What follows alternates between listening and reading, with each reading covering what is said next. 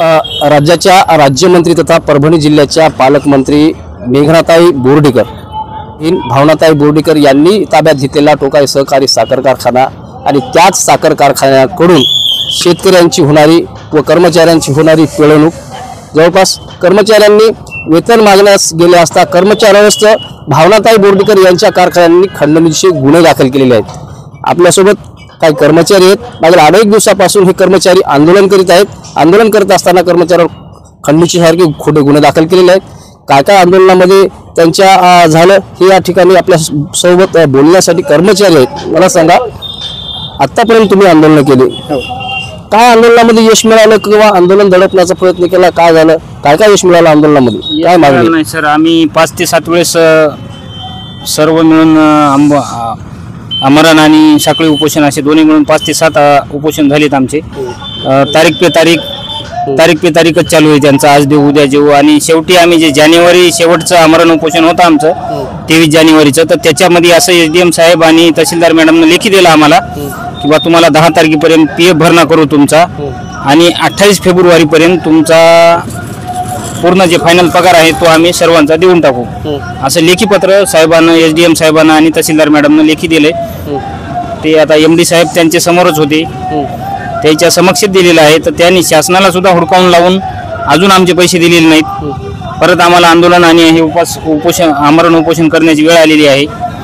आणि त्यावेळेस तुम्ही आंदोलन केलं होतं कारखान्यासमोर, हो, काय आंदोलनामध्ये मागणी मान्य झाली की नाही झाली? ते आम्हाला उलट दडपणशाही खाली आम्ही आमच्या मागणीनं साखर आणि मोलाशेस जावक बंदी केली ती, आवक बंदी नव्हती। आवक म्हणजे जे शेतकऱ्याचा माल कारखान्यामध्ये येणारा ऊस आहे त्या ऊसाला आम्ही बंदी केलेली नव्हती, किंवा मळी जे शेतकऱ्यासाठी जाणारी बाहेर येते त्याला सुद्धा आम्ही बंदी केली नव्हती। फक्त जे पक्का माल आहे जे कारखान्यातून विक्रीपूर्व आम्ही विक्री बंदची मागणी केली होती, तर त्याला आम्हाला दबाव आणून हे लोकलच्या लोकांकडून दबाव आणून आम्हाला ते मोडीत काढलं आमचं। आणि होते लोकलचे लोक असं वाटतं खेड्याचे काही आता नेते मंडळीचे इथल्या सत्ताधारी माणसं असतील, तर असं आम्हाला ते दडपणाखाली आम्हाला त्यावेळेस आम्हाला त्यांनी ती वाहतूक चालू केली। शासनाकडेच मागणी केली की आम्हाला हे आमचं मिळेपर्यंत हे वाहतूक बंदी ठेवा। तर शासनाला सुद्धा त्यांनी, शासन म्हणजे आता त्यांच्या ताब्यातलं असल्यासारखं आहे, त्याच्यामुळे आम्हाला त्यांनी मोडीत काढून त्यावेळेस बी आंदोलन मोडीत काढली आणि आता परत आम्हाला पुन्हा बसण्याची वेळ आलेली आहे। महाराष्ट्रात आणि या वसमत तालुक्यात सर्वांना माहीत की आम्हाला कळतंय तसं आणि तुम्हाला कळतंय तसं या वसमत तालुक्यात कधी खंडणीचे गुन्हे दाखल झालेले नाहीत। आज मला सांगा, कर्मचारी त्याच्या हक्काचे पैसे जर मागायला जात असेल तर खंडणीचे गुन्हे दाखल व्हावेत। खरं म्हणजे त्या कार्यकारी संचालकाची चूक आहे। 14 महिन्यापासून पीएफ कापले आणि ते भरलं नाही। आमचं एकच म्हणणं आहे की खरं म्हणजे 420 खाली या संचालक बोर्डावर आणि त्या एमडीवर गुन्हे दाखल व्हायला पाहिजेत की ते भविष्य निर्वाह निधी त्याचे शेवटचा आहे आणि ते जर भरीत नसतील ते खरं म्हणजे गुन्हा आहे।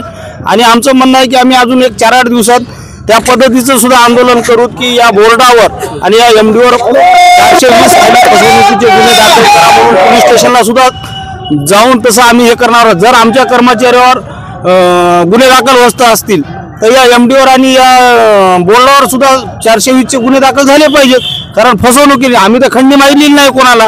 मागच्या काळात शिवाजीराव जाधवनं सुद्धा माझ्यावर खंडणीचा गुन्हा दाखल केला आहे आणि वसमत तालुक्यात कधीही खंडणीचे गुन्हे झाले नव्हते। आम्ही जवळपास 20 वर्षापासून पाहतो, 2 आमदाराचा ट्रम्प पाहिला, हे पाहिला, आणि आमचं म्हणणं आहे की लोकप्रतिनिधींनी सुद्धा याच्यात लक्ष घालायला पाहिजे। खंडणी मागणारे लोक आहात काय, कारण बीड सारखं वसमत होऊ नये हीच आमची एक मागणी आहे।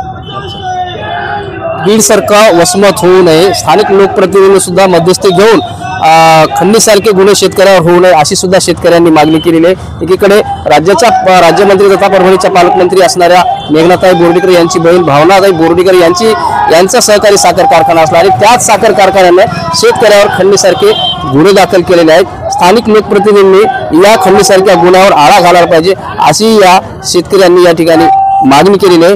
मागणी मान्य न झाल्यास याही पुढे आक्रमक स्वरूपाचं आंदोलन करू असा गर्भित इशाराही शेतकऱ्यांनी दिलेला आहे।